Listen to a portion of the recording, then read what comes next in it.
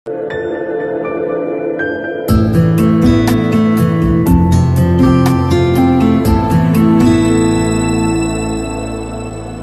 mga idol, please like, share and subscribe for more novel stories to uploads. Diyos ng Digmaan, JC Entertainment. Bago tayo magpatuloy, shoutout po sa inyong lahat mga idol, sa patuloy na pagsuporta sa ating YouTube channel. Maraming salamat po. Kabanata 1821. Una, magagawa nating patayin ang mga miyembro ng Bloodshed Clan kung makikipagtulungan tayo sa Nine Army, at ituturing itong paghihiganti natin. Pangalawa, magkakautang sila sa atin sa pagtulong sa kanila na alisin ang mga mula sa Bloodshed Clan, na makakakuha tayo ng suporta mula sa Anti-Alliance Guard, tama ba ako? Paliwanag ni Jack sa karamihan, na ipinaalam sa kanila ang kanyang intensyon. Hindi natin kailangang kumilos ngayon kahit na gusto nating tulungan sila, bagaman hayaan silang mapagod sa isa't isa sa labanan. Tutal, ang Nine Army ay naglaan ng kanilang matamis na oras sa pagpapaliban sa kanilang mga aksyon dati, hindi ba? Tama, hindi tayo pwedeng basta na lang tumalon at umatake. We need to take our sweet time, too. Lalong natuwa si Venus nang marinig niya ito. Haha, tayo na, makakaalis na ang lahat sa kagubatan at tingnan kung makakasalubong natin ang sino man sa ating mga tao sa daan. Isasama natin ang ating mga tao, at kung makatagpo natin ang sino man sa mga disipulo ng Bloodshed Clan, papatayin natin sila. Siyempre, papatayin din natin ang sino man sa mga tao mula sa dagat kapag nasagasaan natin sila. Ang mga tao mula sa dagat, deklara ni Jack bago pinamunuan ang lahat, at lahat sila ay lumipad pababa ng bundok.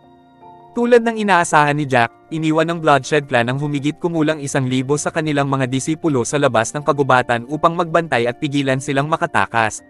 Haha, buti na lang dito tayo naka-station. Isang disipulo sa 4th grade Ultimate God level ang tumawa. Iilan lang sa mga mula sa abandonadong mundo ang nabubuhay pa sa kagubatan na ito, at hindi sila mabilis na magmadaling lumabas dahil naiintindihan nila ang lakas ng ating Bloodshed Clan.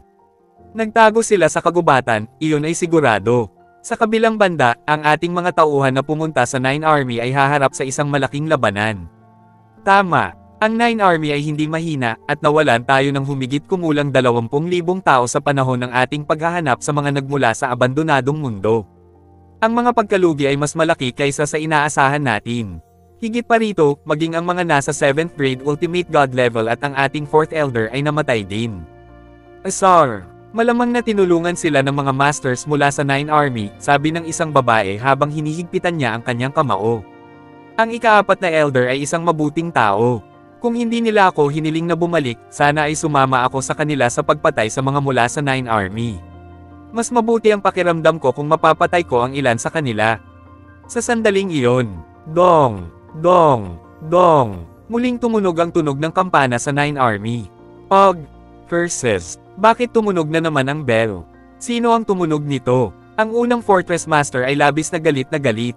Nagplano siyang mag-artista ng 2 oras lamang mula noon, ngunit biglang tumunog ang kampana, humihiling na magtipon ang lahat. Ang isang matanda sa tabi niya ay tila kumikinang din. First Fortress Master, talagang hindi ka pinararangalan ng mga taong ito. Kailangan nating alamin kung sino ang tumawag nito, at kailangan din natin silang pagsabihan. Ganon na ba sila kabilas para iligtas ang mga iyon mula sa abandonadong mundo? Walang sino man ang nagpapasok ng mga taong iyon sa lugar. Halatang hindi tayo kasing lakas ng Bloodshed Clan, pero kailangan pa rin nating harapin ito. Gayunpaman, lumakad pa rin sila palabas ng gusali at lumipad patungo sa malaking parisukat sa gitna ng mga kuta, sa kabila ng kanilang pagkalungkot. Noon lamang nila napagtanto na pinangunahan ng Bloodshed Clan ang kanilang mga tauhan sa kanilang base. Kabanata 1822. Bakit sila bumalik? Ano ang gusto ng Bloodshed Clan sa pagkakataong ito? Ang isa sa mga Fortress Master ay naguguluhan, hindi naiintindihan kung bakit bumalik ang Bloodshed Clan pagkatapos umalis hindi pa nagtagal. Bukod dito, marami sa kanila ang dumating sa oras na ito, at tila may mga 70,000 sa kanila. Mukhang dinala ng Bloodshed Clan ang buong team nila dito. Noong una ay gustong pagsabihan ng First Fortress Master kung sino man ang nagpatugtog ng kampana, ngunit nang makita niya ang Bloodshed Clan, ang kanyang ekspresyon ay nanghina habang hindi niya pinansin ang sino mang nagbell. Pinag-isipang mabuti ni Austin ang mga bagay-bagay bago malakas na tinanong si Edward, Clan Master Edward, ano ang ibig sabihin nito? Bakit mo dinala ang mga tao mo rito? Hindi ba't sinabi mo na walang gaanong tao mula sa abandonadong mundo ang nakapasok sa kagubatan? Hindi ba't pinanghuhuli mo sila? Bakit mo ba kami ginugulo muli? Malamig na ngumiti si Edward at sinabing, tumigil ka na sa pagpapanggap. Pinatay ng iyong mga tao ang ating pang-apat na elder at marami sa ating mga amo, at narito kami upang ipaghiganti sila. Hindi na nagabalang ipaliwanag ni Edward ang lahat, kaya kinawayan niya ang kanyang kamay at nagutos, lahat, lipulin ang Nine Army. Ipaunawa sa kanila na ang Bloodshed Clan natin ay hindi ganoon kadaling mabuli. Nagulat si Austin sa narinig niya at mabilis silang napatigil. Hold on. Hold on. Ano? Your fourth elder died. Bakit hindi ko alam ang tungkol dito? What's going on? All our masters are here, so who'd be strong enough to kill your fourth elder? Edward Grey, you can't just blame it on US without baseless. Kung tutusin, wala siyang ideya kung kailan darating ang mga tao sa Pavilion Below Cloud. Sa ganitong mga kalagayan, sila ay magiging dehado kung sila ay sasali sa isang labanan. Nako, hindi pinansin ng mga tao ng Bloodshed Clan ang kanyang paliwanag at nagmadaling pumunta sa mga tauhan ng Nine Army. Atake! Si Kai, na hindi makapaghintay, ay lumapit kay Austin at bumulong, First Fortress Master, hindi nila tayo matitiis at sinisisi tayo ng walang basehan sa pagkamatay ng kanilang fourth elder. F***, ibigay natin ang lahat para talunin sila. Ano pa ang hinihintay natin? Tiyak na darating ang Pavilion Below Cloud. Dahil doon, sumugod siya at nakipag-clash sa Bloodshed Clan. Unang Fortress Master, walang dapat ikatakot. Binanggit ng Bloodshed Clan na mayroon silang mahigit 100,000 disipulo, ngunit 70,000 na lang sila ngayon. Higit pa rito, namatay na rin ang kanilang pang-apat na elder. Hey! Nawalan pa sila ng maraming disipulo sa Ultimate God level. Hindi natin malalaman kung sino ang mapupuksa ngayon. Sigaw ng isa pang Fortress Master bago sumugod patungo sa 6th elder ng Bloodshed Clan. Napabuntong hininga si Austin. Ito ay isang hindi maikakailang magandang pagkakataon, ngunit naguguluhan pa rin siya kung bakit ang Bloodshed Clan ay naglakas loob pa rin kumilos laban sa kanilang siyam na hukbo noong sila ay nakaranas ng mga pagkatalo at ang kanilang kabuoang lakas ay nabawasan ng husto. Kung magpapatuloy ito, hindi ba nag-aalala ang Bloodshed Clan na sila ay magdaranas ng malaking pagkalugi? Siyempre, wala siyang ideya na nagpadala ang Bloodshed Clan ng mga tao para ipaalam sa isa pang puwersa ng Alliance Guard bago sila tumungo sa Nine Alliance. Naglakas loob lamang silang kumilos laban sa siyam na hukbo habang tinatansya nila na malapit nang dumating ang puwersang ito. Atake! Kaya lang, nagkasagupaan ang Bloodshed Clan at ang Nine Army sa isang labanan. Mahihinga ka na ngayon, Austin. Sigaw ni Edward at sumugod kay Austin sa isang iglap. Napakabilas niya. Nakalusot ba ang taong ito sa antas ng pagpasok ng mga kaluluwa sa second grade? Bumilis ang tibok ng puso ni Austin nang makita kung paano sumulpot si Edward sa harapan niya ng napakabilis. Kabanata 1823 sa Kasamaang Palad, Walang Oras. Si Austin upang tasahin ang lahat dahil nakita niya kung paano inihagis ni Edward ang kanyang kamao patungo sa kanya, itinapon niya ang isa pabalik upang harangin ito. Boom! Isang nakakabinging tunog ang narinig habang ang dalawang master sa first grade soul penetrating level sa wakas ay nagkaroon ng kanilang unang pagtatalo. Ang malakas na kapangyarihan ay kumalat mula sa kung saan nagsalubong ang kanilang mga kamao at nagdulot ng malakas na shockwave. Nagpadala ito ng ilang mga alagad na may mababang kakayahan sa pakikipaglaban na lumipad sa malayo bago nila nagawang makabangon muli. Malakas na sigaw ni Austin at nagpumilit ng ilang segundo sa kanyang kalaban. Tumutulo ang butil ng pawis mula sa kanyang noo. Ang kanyang kalaban ay mas malakas kaysa sa kanya. Exclaimed Edward, ang kanyang expression contorting sa mali siya. Pinalakas niya ang lakas sa kanyang suntok at sa wakas ay nakakuha siya ng mataas na kamay, na napilitang paatras si Austin ng halos 100 metro. Humakbang si Austin sa himpapawid bago niya halos mapatatag ang sarili.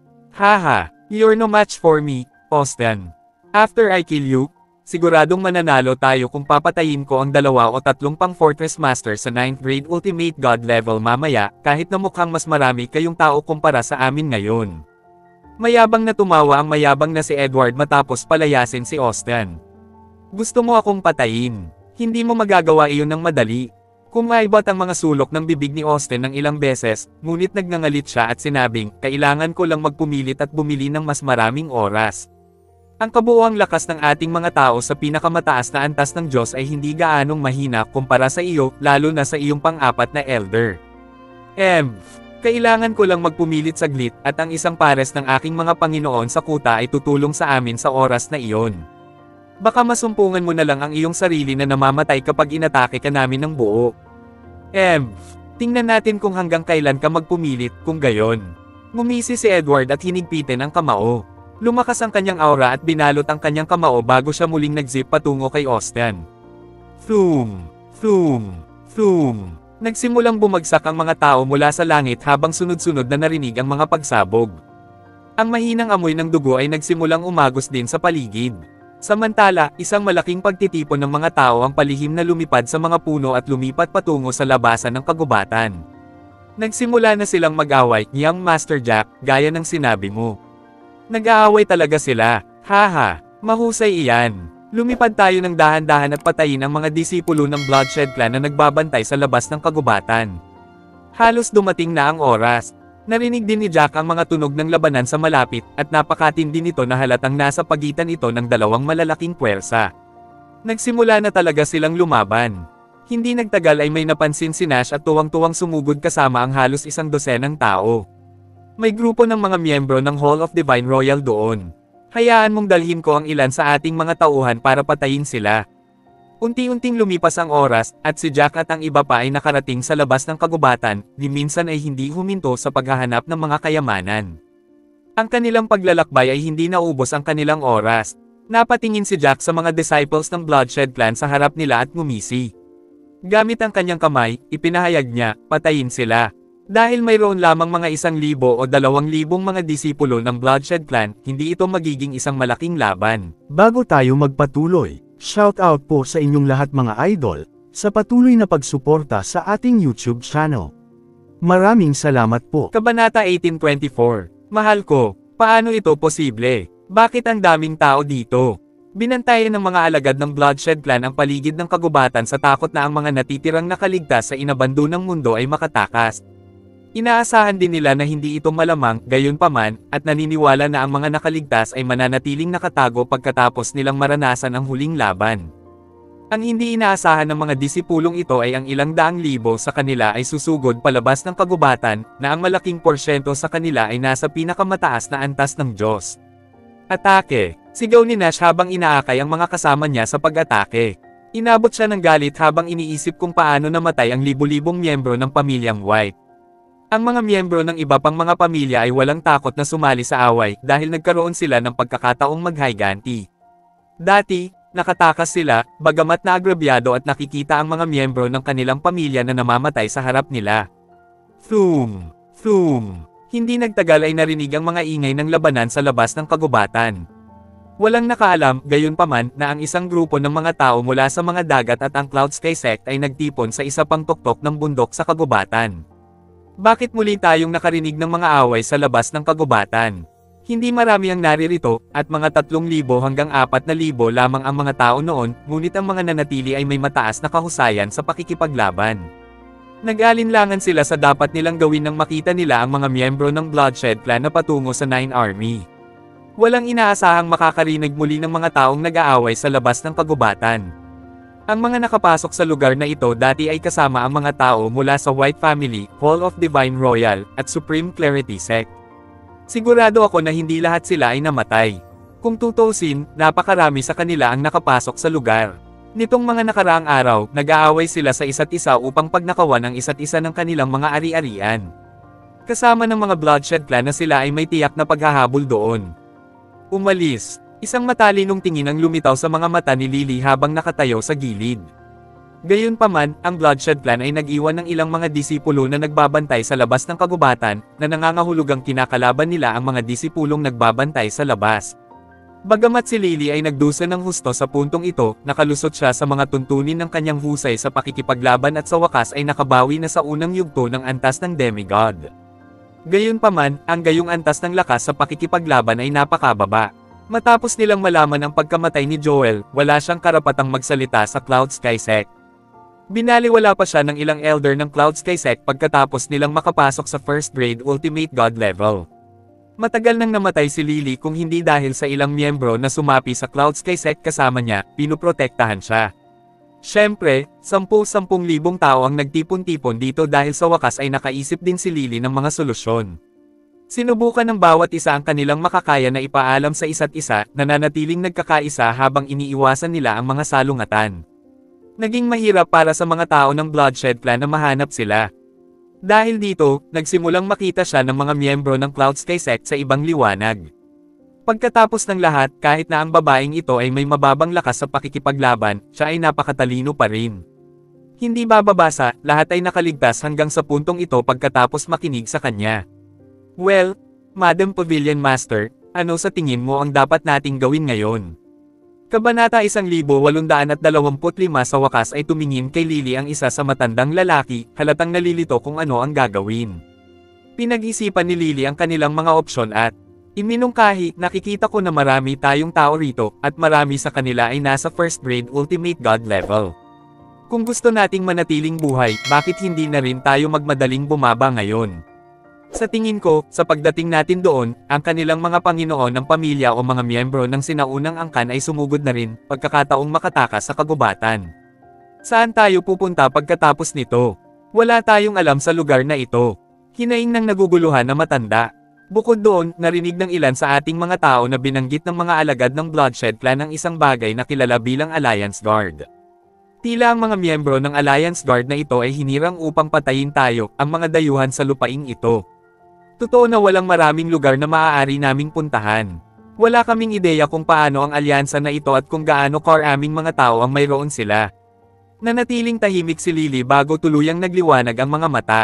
Narito ang isang ideya. Dahil sinalakay ng Bloodshed Clan ang siyam na hukbo, narinig ko ang ilan sa mga disipulo ng Bloodshed Clan na nagsabi na ang parehong partido ay may parehong pangkalahatang lakas. Bakit hindi natin tulungan ang siyam na hukbo? Magkakaroon sila ng utang na loob sa atin kung gagawin natin iyon. Wala tayong marami dito, kaya marahil ay kunin nila tayo sa ilalim ng kanilang pakpak. Nagliwanag ang mga mata ng isang matandang lalaki mula sa Hall of Divine Royal nang marinig niya ito. Mukhang magandang plano ito. Kung tutusin, 30,000 tayo dito, at tayo ay isang mabigat na puwersa sa sarili nating karapatan kung sabay tayong sumugod. Maaaring manalo ang siyam na hukbo kung tutulungan natin sila ngayon, at hahayaan nila tayong manatili sa kanila kung manalo sila. Ang isa pang matandang lalaki ay sumigaw, tama. Higit sa lahat, ang siyam na hukbo ay hindi ganoon kalayo mula sa kagubatan na ito. May pag-asa na makalusot sa antas na tumatagos sa kaluluwa kung makakahanap tayo ng mga kayamanan sa kagubatan na ito. Dahil sinasalakay nila ang siyam na hukbo, nangangahulugan ito na sila ay magkasalungat na puwersa. Ang siyam na hukbo ay tunay na madadala sa atin. Pero bumaba na tayo. Sinulyapan ni Lily ang kanyang mga angkan, nakikinig na ang lahat ay sumang-ayon sa parehong bagay. Sa huli, ang grupo ay lumipad pababa ng bundok at mabilis na naglakbay palabas ng kagubatan, ang kanilang mga truck ay natatakpan ng kanilang paligid. Hindi nagtagal pagkatapos nilang magsimulang lumipad, pinatay ni Jack at ng iba pa ang mga alagad ng Bloodshed Clan na nagbabantay sa labas ng kagubatan. Nagawa nilang patayin ng higit sa 2,000 sa mga disipulong iyon nang hindi nagdusa ng malaking kawalan, at ilang daan lamang sa kanilang mga tao ang nasawi. Siyempre, ang mga taong may pinakamaraming trabaho ay sina Jack, Nash, at iba pa. Napakalakas mo, young Master Jack. Ang mga disipulo ng Bloodshed Clan na nasa second stage ultimate god level ay walang halaga kumpara sa iyo. Pinatay mo sila na parang naghihiwa ka ng gulay. Dumagsa kay Jack ang ilang pangalawang klas na aristokratikong mga Panginoon ng pamilya, pinupuri siya nang malaman kung ano ang kaya niya. Alam na alam nila na hindi lang si Jack ang may mataas na husay sa pakikipaglaban at kapangyarihan sa pakikipaglaban, kundi isa rin siyang third-grade intermediate alchemist.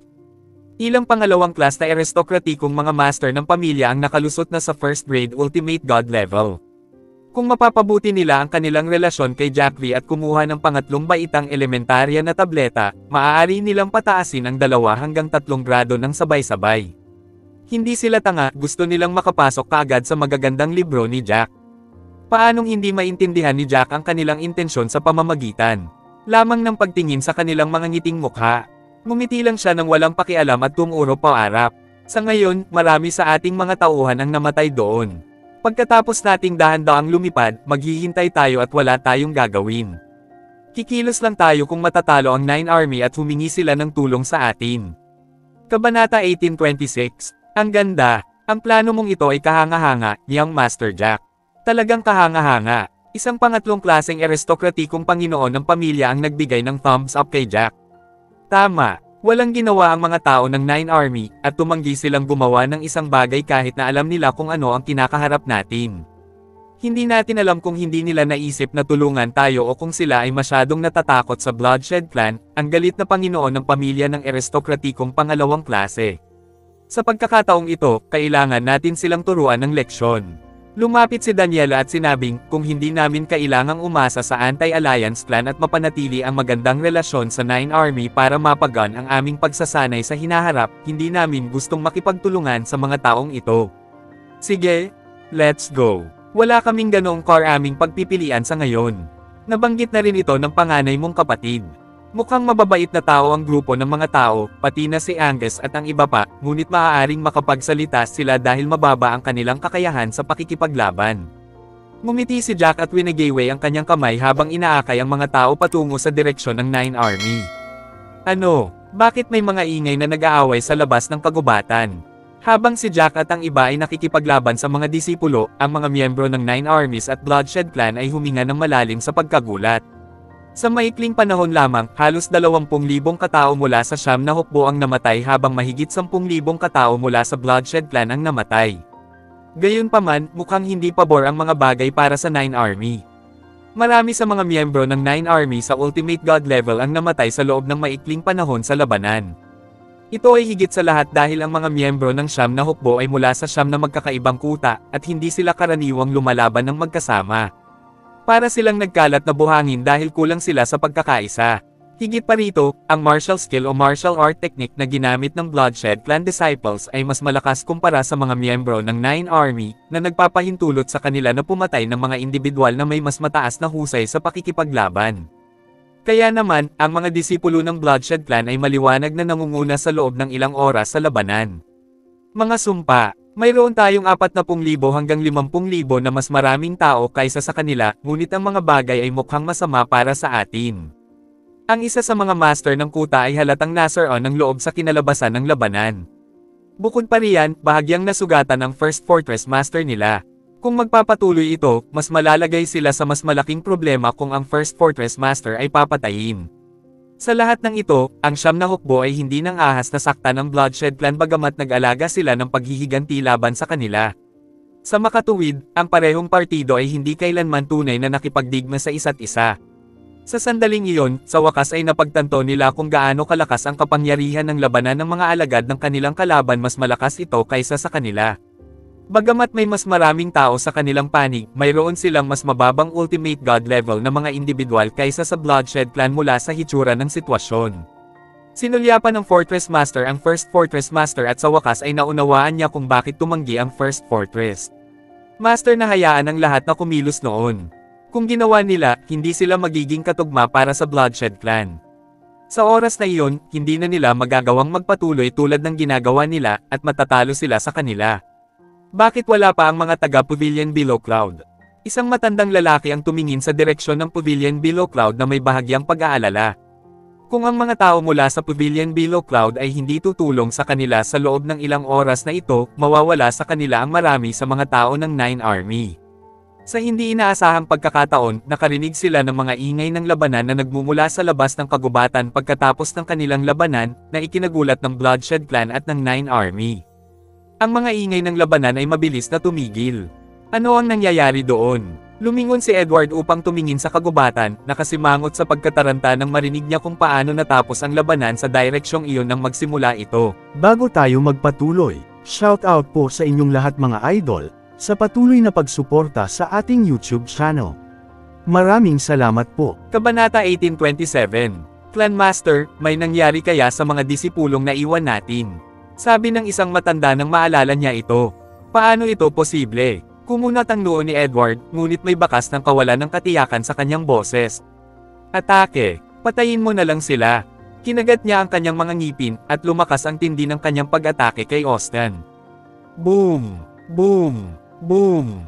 Habang ang balanse ng tagumpay ay nakahilig patungo sa Bloodshed Clan, parami ng parami ang mga tao ng Nine Army ang namatay. Bigla na lang, tinawag ni Hendrik si Angus habang nakikipaglaban siya. Young Master Angus, tumingin ka doon. May paparating tayong kumpanya, napakabagal sa paglipad. Tumalikod si Angus upang tingnan matapos na patayin ang isang tao ng pinakamataas na yugto ng tunay na antas ng Diyos gamit ang isang suntok. Totoo nga, isang pagtitipon ng mga tao ang lumilipad sa gilid na ito mula sa malayo. Mahal ko, dapat mayroong kahit 10,000 man lang sila. Bakit ang dami nila? Galing ba sila sa pavilion below cloud? Bulyo ni Angus. Isang ideya ang pumasok kay Henrik habang lumilipad siya patungo sa Angus na nagsasabing, imposible iyon. Ang pavilion below cloud ay hindi manggagaling sa direksyon na iyon. Hindi kaya napatay ng mga miyembro ng Bloodshed Clan ang marami sa mga mula sa abandonadong mundo, at nagtipon sila bago pumunta dito. Huminga ng malalim si Angus. Paano ito posible? Marami ba sa kanila ang nakaligtas pagkatapos ng lahat? Nadurog ang puso niya nang sabihin niya ang mga salitang iyon. Iyon ay, malamang, nakikita na ang Bloodshed Clan ay walang ideya kung ilan sa kanila ang nakapasok sa lugar. Higit pa rito, hindi nila makalkula kung ilang tao ang kanilang napatay nitong mga nakaraang araw at kung ilan ang napatay ng mga halimaw na hayop sa halip. Ang kagubatan ay malawak, kung tutuusin, kaya posibleng marami sa kanila ang nakaligtas. Noon ay lumipad si Ella patungo sa kanila, kitang-kitang masaya kahit na puno ng dugo. Nandito ba sila para tulungan tayo? Marami sila, at malugod na tinatanggap ang tulong ngayon. Tiyak na marami silang mga tao na nakalusot sa first at second grade ultimate god level. Higit sa lahat, malaking grupo sila. Drats. Galing ba ang mga taong iyon sa abandonadong mundo? Bakit marami pa rin sila? Ang unang elder ng Bloodshed Clan ay kuminang sa nakita. Kung sila nga ay galing sa abandonadong mundo, kitang-kita kung sino ang tutulungan ng mga taong ito pagdating nila. Kung tutuusin, marami na sa kanila ang pinatay ng kanyang mga tauhan noon. Ang siyam na hukbo noong una ay may kapangyarihan, at ang Bloodshed Clan ay maaaring gumuho bago ang kanilang lakas. Higit pa rito, natulala sila na ang sekta na kanilang inalertuhan ay hindi pa dumating hanggang sa puntong ito. Ang nasabing scarification ay nagdulot ng isang alon ng sakit sa puso sa mga miyembro ng Bloodshed Clan. Saglit na natigilan si Austin bago siya tumawa ng malakas. Haha, ganun talaga, dapat yon. Sinong mag-aakala na marami sa mga taong ito ang nakaligtas pagkatapos magpumilit ng napakaraming araw? Mukhang sobrang nagkakaisa rin sila, ano ang pagsasama-sama nila? Napaawang ang sulok ng bibig ni Edward. Ganun ba? Baka hindi mababago ng pagpunta nila rito ang takbo ng labanan dahil papatayin muna kita. Ang pinakamasamang senaryo ay ang Bloodshed Clan natin ay natatalo lang kahit saan. Paano kung marami sila? Wala silang mataas na kakayahan sa pakikipaglaban. Kabanata 1828, sa kabila ng pagpupumilit ni Edward, sa totoo lang, nag-iingat siya sa lahat ng ito sa kaibuturan. Pagkatapos ng lahat, mayroong malapit sa 200,000 katao doon, at tiyak na mayroon silang malakas na lakas sa pakikipaglaban habang nakaligtas sila sa pangangaso ng mga disipulo ng Bloodshed Clan. Hindi bababasa, dapat mayroong isang malaking bilang ng mga ito sa antas ng tunay na Diyos habang hindi marami sa kanila ang nasa antas ng demigod. Higit pa riyan, marami sa mga taong ito ang tiyak na nakalusot sa una o pangalawang yugto ng ultimate god level. Ito ay isang puwersa na dapat isaalang-alang. Ang tanging bagay na gusto niyang gawin ay patayin si Austin na nakatayo sa harapan niya para mapatay niya ang iba pang mga masters ng 9 armies sa 9th grade ultimate god level. Sa kasong iyon, sila ang may kapangyarihan laban sa mga master na ito. Thoom! Nasugatan sa galit na pag-atake ni Edward, si Austin ay nagsimulang manghina. Tumingin siya sa kagubatan habang nakikipaglaban, umaasang darating ang mga taong iyon ng mas maaga para tulungan siya. Pagkatapos ay namulat siya habang naghihintay, napansin niya na ang hukbo, bagaman marami ang bilang, ay mabagal na lumipad patungo sa kanila. For goodness sake, First Fortress Master, bakit ang dahan-dahan nilang pagdating? Hindi na nakayanan ng isa sa mga master ng kuta. Nasaktan na siya, nakaramdam siya ng kirot habang pinapanood ang pagpatay ng mga disipulo ng Bloodshed Clan. Mga miyembro ng kanyang kuta, isa-isa. Paano ko malalaman? Hindi ako isa sa kanila. Hindi ba nila tayo tinutulungan? Sagot ni Austin. Bang! Sa sandaling sinabi niya iyon, mabilis na binato ni Edward ang isang kamao sa kanya, pinalipad siya pabalik. Perf! Napasok si Austin ng isang subo ng dugo sa pag-atake, at agad na namutla ang kanyang kutis.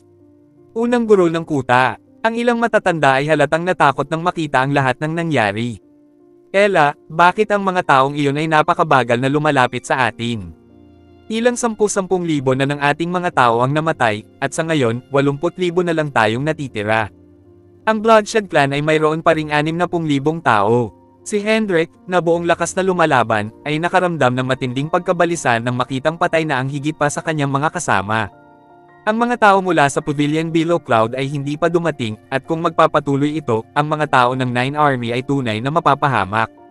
Higit pa riyan, mukhang hindi na kaya ng First Fortress Master ang mga pag-atake. Hindi ko alam. Marahil ay nag-aalangan sila ngunit gusto nilang malaman kung ano ang nangyayari dito, kung ano ang lahat ng mga labanan na nangyayari ngayon. Sa isang mapait na ngiti, sinabi ni Ella kay Hendrik, higit pa rito, hindi kami nagpadala ng sino mang tao upang tumulong sa kanila, kaya't maaaring hindi nila tayo tulungan. Isang madilim na tingin ang bumungad sa mukha ng mga miyembro ng Nine Army nang marinig nila ang sinabi ni Ella. Sa lahat ng oras na ito, inakala ng mga miyembro ng Nine Army na ang Bloodshed Clan ay hindi nang ahas na gumawa ng anumang aksyon laban sa kanila dahil marami silang mga tao. Sa mismong sandaling iyon, nalaman nila sa wakas na ang kanilang kabuoang lakas sa pakikipaglaban ay tunay na mas mababa sa Bloodshed Clan. Kabanata 1829. Kung ang mga disipulo ng Bloodshed Clan ay hindi nawala ng isang tiyak na bilang ng mga disipulo ng kanilang habol ang mga taong nagmula sa abandonadong mundo, magiging mas madali para sa Bloodshed Clan na lipulin sila. Dahil hindi na napigilan ni Austin ang kanyang sarili mula sa mas maraming pag-atake, lumipad siya palayo bago siya sumigaw kay Edward ng Bloodshed Clan, "Nababaliw ka na ba, Edward? Sa bilis na ito, pareho tayong magdurusa ng labis. Sinasabi ko sa iyo, hindi mo ba nakikita ang grupo ng mga tao doon? Nandito sila para saktan ka, tiyak iyon. Hindi mo ito magagawang manalo. Haha, totoo, mas malaki sila sa mga numero, ngunit wala silang mataas na lakas sa pakikipaglaban." Ang hindi inaasahang tugon ni Edward sabay tawa. Kung tama ang pagpansin ko sa oras, ang mga tao mula sa Sword King Clan ay darating din sa lalong madaling panahon. Dahil doon, nagpatuloy si Edward sa pag-atake. Austin. Natarante si Austin nang marinig iyon. Humingi siya ng tulong sa iba, at hindi niya inaasahan na ganoon din ang ginawa ng kanyang kalaban. Tunay na mahirap makita kung sino ang mananalo sa puntong ito. Sa wakas ay lumipad si Jack at ang iba pa, ngunit huminto sila sa isang lugar malapit sa kung saan naganap ang labanan. "Jack, kuya, si Jack na sinabi ko sa'yo." Tuwang-tuwa si Ella nang makita niya si Jack sa gitna ng mga tao. "Hindi ko alam kung sino ang tinutukoy mo, marami sila doon. Isama sila at tulungan kami." Hindi pa nakikilala ni Hendrik si Jack, kaya natural na hindi niya makilala si Jack. Gayunpaman, sinulyapan niya ang mga bagong dating at nakita niya si Helena sa gitna nila. Natuwa siya nang makita siya. Mabilis siyang lumipad patungo sa Angus at inihayag, "Napakagandang balita, Young Master Angus. Buhay pa si MS. Helena, goodness. Maraming mga dilag na nakatayo sa tabi niya, at napakaganda nila." Tuwang-tuwa si Angus nang sumulyap siya. Yung dalawang bell na nakatayo sa tabi niya kamukha niya, kaya dapat kapatid niya sila. Nakakagulat na nakaligtas silang tatlo, pero ang galing. Bagamat hindi nila alam kung paano nakaligtas si Helena, hindi pa rin nagbabago ang kasiyahan nilang makita siya.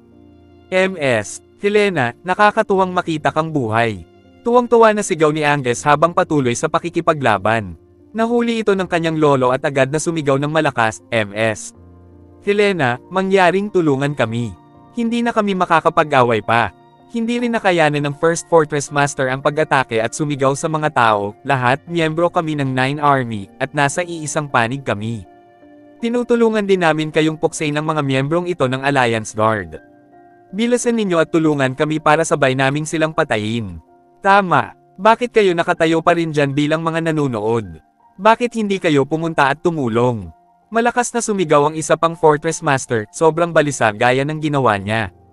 Noon lang lumipad ng bahagya si Jack at nakangiting nagsalita, "Haha. Ngayon alam nyo na kung ano ang pakiramdam ng pagkabalisa. Alam nyo naman siguro kung paano tayo hinahabol ng Bloodshed Clan, di ba?" "Tama. Hindi ba't maagang bumalik sina Angus, Hendrik, at ang iba pa para ipaalam sa inyo? Bakit hindi kayo gumawa ng kahit ano noon? Tignan natin ngayon kung gaano kakatagal makakatagal din." Galit na galit ang isang matandang lalaki mula sa Nine Army na halos samuka ng dugo. "Huwag mong masyadong gawin ito, binata." Sigaw niya kay Jack, "Kung tutulungan mo kami, makikipag-usap kami ng maayos sa mga tao mula sa Anti-Alliance Guard para sa iyo. Lahat kayo ay mapoprotektahan o madadala sa inyo. Gayunpaman, kung tumanggi kayong gawin iyon. Haha, baka mahirapan kayong mabuhay pagkatapos nito." Idinagdag ng isa pang matandang lalaki, "Hayaan mong sabihin ko sa iyo ito, binata, ang iyong mga tao ay papatayin din kapag tayo ay natalo. Pinag-isipan ito ng First Fortress Master bago niya nilunok ang kanyang pagmamataas at sinabi kay Jack, "Bata, nagkamali kami, ngunit makikita mo na may konsiderasyon kami dahil talagang hindi kami katugma sa Bloodshed Clan. Humihingi ako ng paumanhin sa inyo sa ngalan ng Nine Army, at inaasahan kong handa kayong tulungan kami."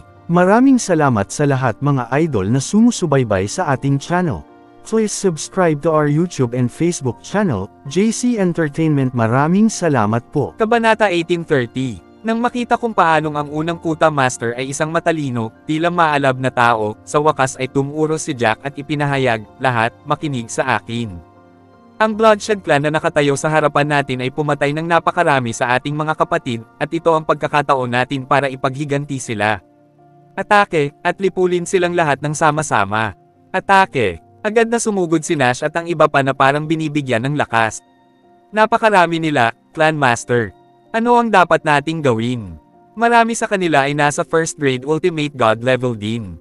Agad na tanong ng isang matandang lalaki sa Bloodshed Clan Master, medyo natarante nang mapansin niya ang pagtitipon ng mga taong sumama sa labanan. "Bakit tayo matatakot? Magpumilit kahit na ano, hindi sila makakapareha sa atin. Mas marami tayong tao na nasa 6th o 7th grade Ultimate God level kumpara sa kanila, at ito ay magiging mabilis." Mariing nautos ni Edward. "Mas madali tayong manalo kapag napatay ko na ang First Fortress Master nila." Whoosh! Sumugod si Jack patungo sa isang Bloodshed Clan na lalaki sa 8th grade Ultimate God level sa isang iglap. "Haha, you really have a death wish, young man. Mukhang sinusunod ka ng grupo mo. Paglapit mo sa akin ng ganito, gusto ko lang malaman kung gaano ka kagaling." Ang lalaki mula sa Bloodshed Clan ay tumawa ng malakas at minamaliit si Jack. Hinigpitin niya ang mga kamao at agad na nawala sa kinatatayuan niya. Komandat ang lalaki sa harap mismo ni Jack. Nilamon ng kanyang aura ang kanyang kamao habang umiindayog si Jack. "Oh, may death wish siya, okay." Hindi na bigla, sinalubong ni Jack ang kamao ng kalaban gamit ang sariling kamao. Thoom! Isang nakakabinging pagsabog ang narinig, at ang 8th grade Ultimate God level na Bloodshed Clan na disipulo ay pinalipad ni Jack. Tumalsik ang dugo sa kanyang labi. Perth! Ang nasa katanghaliang gulang na lalaki ay kitang-kitang kilabot habang nagsusuka ng dugo. Hindi niya inaasahan na ang mukhang binata na ito ay magkakaroon ng ganoong nakakakilabot na lakas. Napakalakas niya. Ang taong ito ay nasa 7th grade Ultimate God level, pero paano ako mapapalipad ng isang tao sa level na iyon? Sumimangot ang nasa katanghaliang gulang na lalaki. Si Jack naman ay inilabas ang kanyang itim na espada gamit ang isang pitik ng kanyang kamay. Burning Chop! Tumawag si Jack, at isang kakilakilabot na slash ang ipinadala diretso sa kanyang kalaban. Isang pag-atake na tila isang mainit at nagliliyab na ball ang apoy ang dumiretso para sa nasa katanghaliang gulang na lalaki na parang meteoroid. The Asterisk Man 8. Nakakatakot ang pag-ataking ito. Laking gulat ng lalaking nasa 8th grade Ultimate God level na halos lumabas ang kanyang mga eyeball sa kanilang mga socket. Halos lumundag ang puso niya sa kanyang bibig nang maramdaman niya kung gaano kalakas ang pagbabago-bago ng kapangyarihan mula sa pag-atake ni Jack. Agad niyang isinaaktibo ang martial skill na lubos niyang pinagkakatiwalaan. Gayunpaman, ang kanyang martial skill ay sobrang malutong sa ilalim ng pag-atake ni Jack at nakita niya itong nawasak na parang sirang sanga. Imposible. Ang nasa katanghaliang gulang na lalaki ay sumigaw sa takot nang makita niya ang isang malaking bahagi ng pag-atake ni Jack na papalapit sa kanya. Hindi siya naglakas loob na harapin ang katotohanan dahil isang malakas na aura ng kamatayan ang dumiretso sa kanya. Thoom! Ang pag-atake ay sumabog sa katawan ng lalaki. Dahil dyan, madaling nakapatay si Jack ng Master sa 8th grade Ultimate God level. Please subscribe and hit the notification bell for more novel stories. JC Entertainment.